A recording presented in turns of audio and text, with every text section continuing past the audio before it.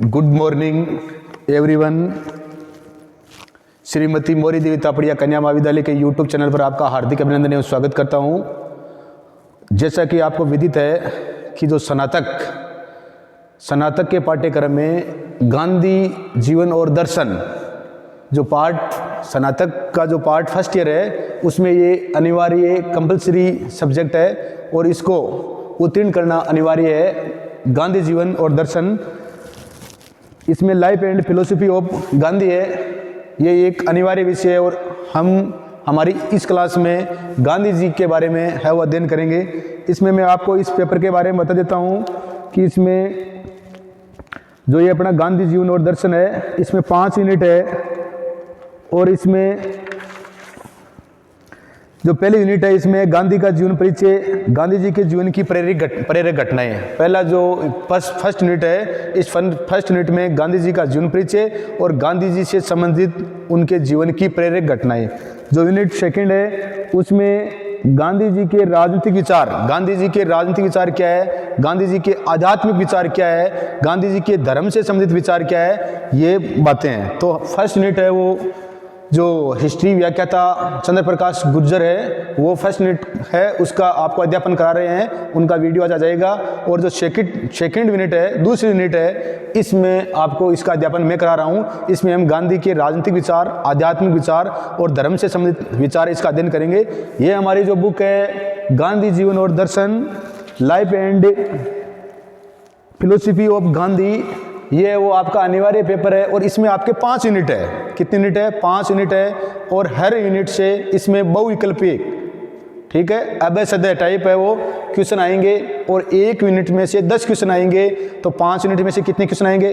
50 question आएंगे और हर question कितने नंबर का होगा? 2 नंबर का होगा। टोटल पेपर है वो 100 नंबर का होगा और वो बहुविकल्पी मतलब अभय सदय टाइप क्वेश्चन होगा और हर क्वेश्चन 2 नंबर का होगा और आपको न्यूनतम अंक है वो 36% अंक मतलब 36 नंबर लाने होंगे अनिवार्य 100 में से। तो इस प्रकार है, इसमें से जो क्वेश्चन है वो ऑब्जेक्टिव टाइप आएंगे और मैं आपको जो गांधी जी है, गांधी जी के जो राजनीतिक और आध्यात्मिक जो दर्शन है उसकी हम चर्चा करेंगे। तो आप जान गए होंगे कि स्नातक की जो पार्ट फर्स्ट है उसमें चाहे किसी भी संकाय हो, सब में ये पेपर क्या है? कंपलसरी है, life and philosophy of Gandhi. और इसके बारे में हम जो दूसरी यूनिट है उसकी चर्चा करेंगे। महात्मा गांधी, इसका जन्म आपको सबको पता है 2 अक्टूबर 1869 को हुआ था। ये छोटी छोटी बातें हैं। 2 अक्टूबर 1869 को हुआ था। कहाँ पर हुआ था? गुजरात के पोरबंदर में। कहाँ हुआ था? गुजरात के पोरबंदर में। इस बात का ध्यान रखना है कि महात्मा गांधी का जन्म है वो 2 अक्टूबर 1869 को गुजरात के पोरबंदर नामक स्थान में हुआ था और अप्रैल 1893 में महात्मा गांधी है ये अप्रैल 1893 में। कब की घटना है? अप्रैल 1893 में पोरबंदर के एक व्यापारिक संस्थान, पोरबंदर है, पोरबंदर के एक व्यापारिक संस्थान, पोरबंदर के एक व्यापारिक संस्थान है। इसमें बैरिस्टर के रूप में मतलब वकालत करने के लिए, बैरिस्टर के रूप में, वकील के रूप में, बैरिस्टर के रूप में दक्षिणी अफ्रीका गए थे। दक्षिणी अफ्रीका गए थे। तो ये ध्यान रखना है, महात्मा गांधी का जन्म 2 अक्टूबर 1869 को गुजरात के पोरबंदर में और ये अप्रैल 1869 में पोरबंदर का एक व्यापारिक संस्थान है अब्दुल्ला एंड कंपनी, उसके लिए वो बैरिस्टर के लिए वकील के रूप में कहाँ गए थे? दक्षिण अफ्रीका गए थे। कब? अप्रैल 1893 में। तो ये जीवन की जो घटनाएं हैं, हालांकि वो चंद्र प्रकाश जी बता चुके हैं आपको, हिस्ट्री वाले प्रोफेसर सर। अब मैं आपको गांधी जी के जो आध्यात्मिक विचार है, जो राजनीति से संबंधित विचार है, उसके बारे में चर्चा करेंगे हम। गांधी जी के विचारों का जो आध्यात्मिक पक्ष है, इस आध्यात्मिक पक्ष की हम चर्चा करेंगे। तो गांधी जी के जो आध्यात्मिक पक्ष है इनको हम जानेंगे। गांधी जी मूलतः धार्मिक और गांधी जी है वो मूल रूप से या मूलतः धार्मिक और आध्यात्मिक व्यक्ति थे। धार्मिक व आध्यात्मिक व्यक्ति थे, इस बात का ध्यान रखना है। मूल रूप से ही उनमें धर्म के प्रति और आध्यात्म के प्रति क्या थी? उन भावना थी उनकी। गांधी जी के राजनीतिक गुरु पूछ ले तो कौन थे? कि गांधी जी के राजनीतिक गुरु काफी बार क्वेश्चन आया गया है और आपके बहुविकल्पीय क्वेश्चनों में पक्का 100% आएगा कि गांधी जी के राजनीतिक गुरु कौन थे? तो कौन थे? गोपाल कृष्ण गोखले थे। कौन थे? गोपाल कृष्ण गोखले थे। क्वेश्चन पूछ ले कि गांधी जी के राजनीतिक गुरु है कौन थे? कौन थे? गोपाल कृष्ण गोखले थे। सीधा ध्यान रखना हमारे को, गांधी जी की राजनीतिक गुरु की बात कर रहे हैं। किसकी बात कर रहे हैं? राजनीतिक गुरु की अगर पूछे तो गांधी जी के राजनीतिक गुरु कौन थे? तो कौन थे? गोपाल कृष्ण गोखले थे। इस बात का ध्यान रखना है।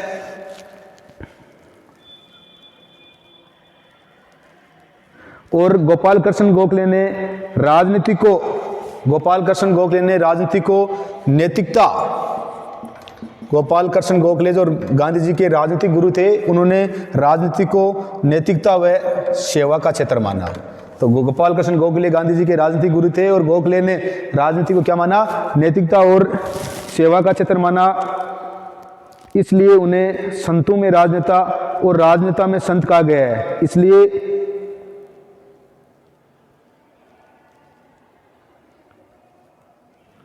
इसलिए उन्हें संतों में राजनेता, गोपाल कृष्ण गोखले को संतों में राजनेता क्या कहते हैं? संतों में राजनेता।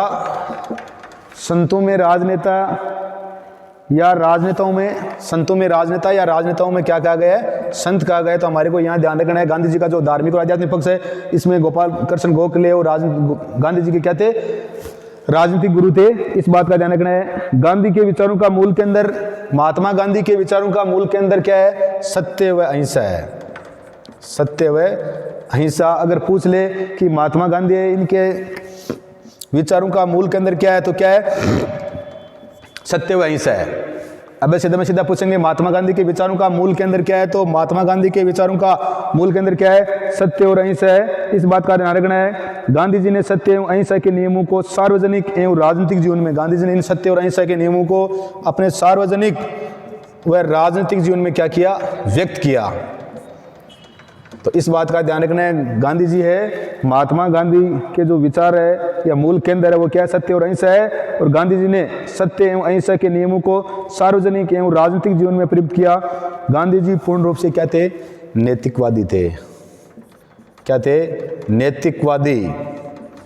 हमारे में सद्गुण होने चाहिए। हमारा चरित्र वो क्या होना चाहिए? नैतिक होना चाहिए। हमारे में सद्गुणों का विकास होना चाहिए। तो गांधी जी क्या थे? नैतिकवादी थे कि हमारे को हमारे जो कर्तव्य है उन कर्तव्यों का क्या करना चाहिए? पालन करना चाहिए।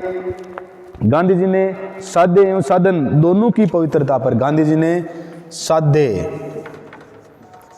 साध्य व साधन दोनों की पवित्रता पर बल दिया।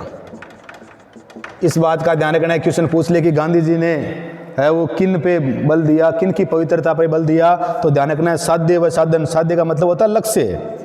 जिस प्रकार से गांधी के समय हमारे देश का लक्ष्य क्या था? स्वराज प्राप्ति करना। हमारा देश जो अंग्रेजों के गुलाम था उनसे स्वतंत्र होना, ये हमारा क्या था? लक्ष्य था।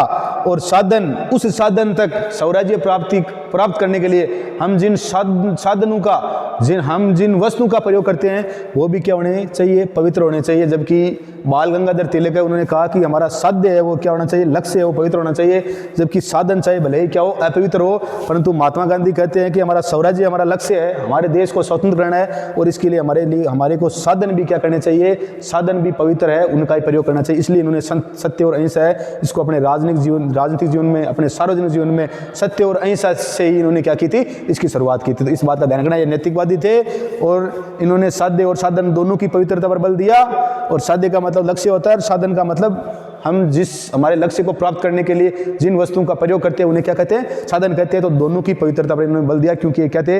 नैतिकवादी व्यक्ति थे। गांधी जी के अनुसार अपवित्र साधन के द्वारा पवित्र साध्य की प्राप्ति नहीं हो सकती। गांधी कहते हैं कि अगर ये हमारा साधन क्या है? अपवित्र है, अगर हमारा साधन अपवित्र है, हम जिस लक्ष्य को प्राप्त करना चाहते हैं, हमारा साधनों का अगर हमने अपवित्र साधन है वो सही नहीं है, साधन है वो गलत ढंग से हम उनका प्रयोग करते हैं, तो हम कभी भी हमारे लक्ष्य को क्या नहीं कर सकते?